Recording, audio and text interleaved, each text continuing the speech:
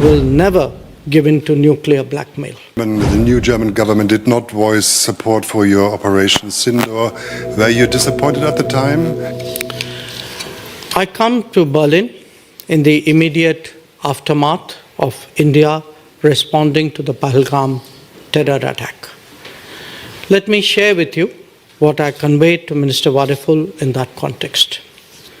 India has zero tolerance for terrorism. India will never give in to nuclear blackmail. And India will deal with Pakistan purely bilaterally. There should be no confusion in any quarter in that regard. We also value Germany's understanding that every nation has the right to defend itself against terrorism. So once again, Minister Wadiful, Johan, thank you for the hospitality, for the very good discussions. I thank you all for your attention, and I'd be happy to take questions. Thank you, Excellencies. Vielen Dank. Herr Riegert von der Deutschen Welle. Mr. Riegert, Deutsche Welle.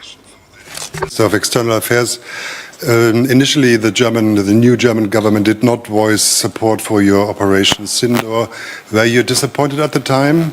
Und an Sie, Herr Wadiful, vielleicht haben Sie sich jetzt ganz... And Mr. Wadiful, are you now fully on India's side in that conflict with Pakistan?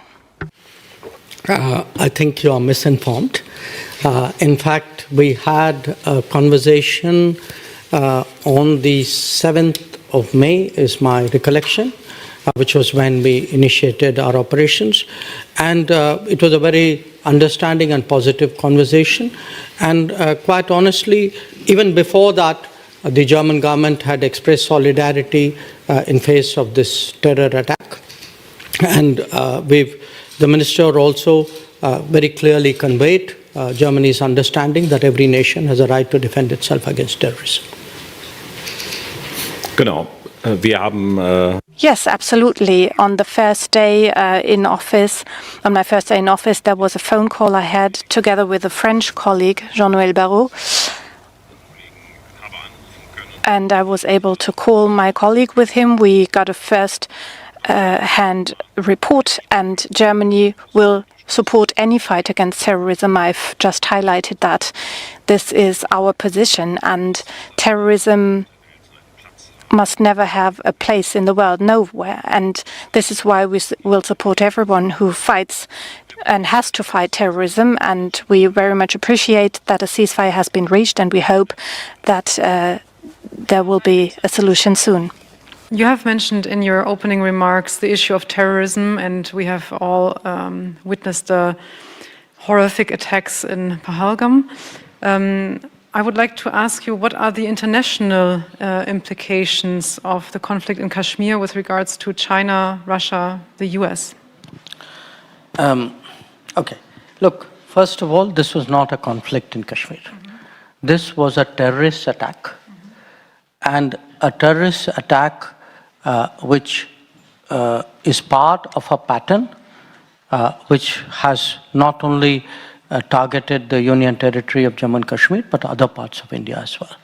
So it's very important to clarify, because when you project it as a conflict, you're really putting the perpetrator and the victim, without meaning to, I understand, at the same level.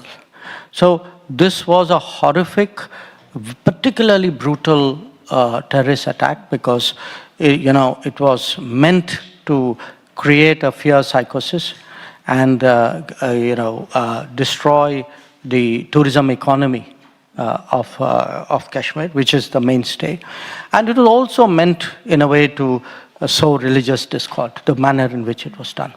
So what we were responding to was terrorism. And when we respond to such an attack, I think there was a lot of international understanding. So it was very, to me it was telling that the UN Security Council, 3 days after the attack, actually issued a statement saying that the people who did it should be brought to justice, they should be held accountable. And that is exactly what we did on the 7th of May.